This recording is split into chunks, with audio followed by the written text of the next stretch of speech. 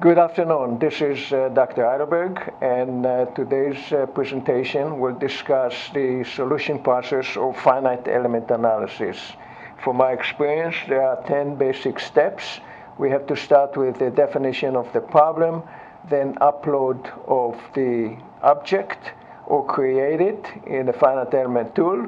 We have to divide the object into finite elements, define the material for all the elements, define the boundary conditions, the loads, then analyze the object, validate the results, summarize or optimize the design, and then report the conclusions.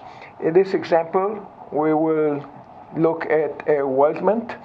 The weldment supports a machine which weighs 120 kilograms, and the objective of the finite element analysis is to determine the optimum size of the beam in order to obtain 150 hertz lowest natural frequency. 150 hertz is chosen because for precision machines it is important to have a very stiff frame in order to meet the bandwidth, which is approximately 1/3 of the lowest natural frequency. We'll start with defining the type of analysis, which is a modal analysis. We will look at 3 modes of vibrations, and we'll analyze it in 3D. This is within the LISA Finite Element Analysis Tool environment. We'll upload or create the object and make sure that the dimensions are correct. Then we divide the part into its finite elements. LISA allows us up to 1,300 elements to be analyzed for free. Over here we have 182 elements, so we still have room to go in case needed. We then define the material, and we'll be using a cross-sectional beam, 100 millimeter in size and 4 millimeter thickness. These are all units MKS with meters and kilograms second. We then go to define the boundary conditions, which are fixed at the base. And we define the load, which is the 120 kilogram of the machine, which is uniformly distributed at the top area of the weldment. Then we analyze the object using the modal analysis, and we find out that the lowest natural frequency is 48.9. We can also animate that, and we see that the lowest frequency, the mode of vibration, is in the X direction.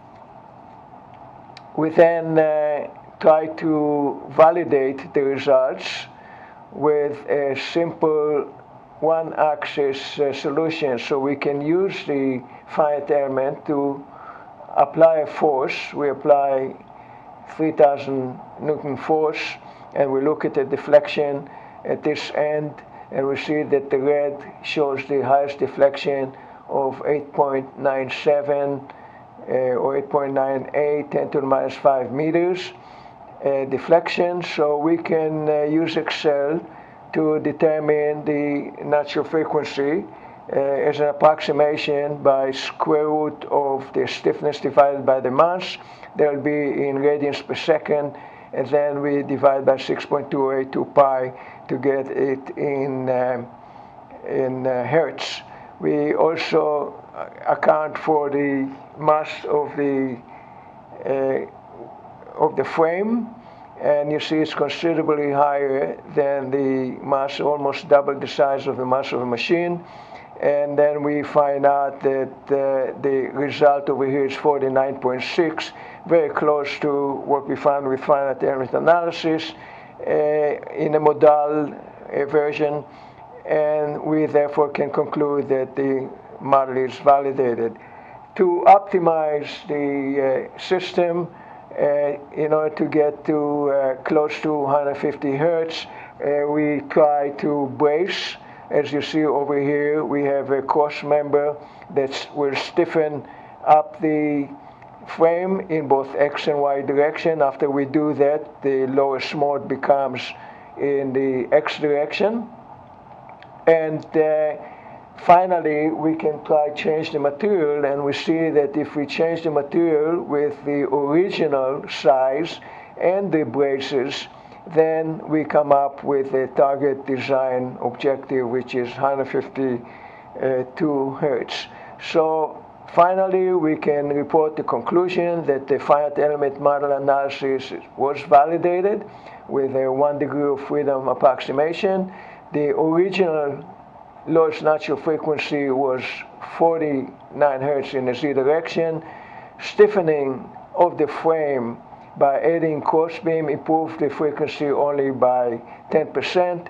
Doubling the beam cross section doubled the frequency as expected to 120 hertz, but changing the material from steel to aluminum with the original slightly higher thickness of the beam plus stiffeners then achieved the lowest natural frequency of 152 hertz. This concludes our presentation, and we will practice this in our lab session. Thank you.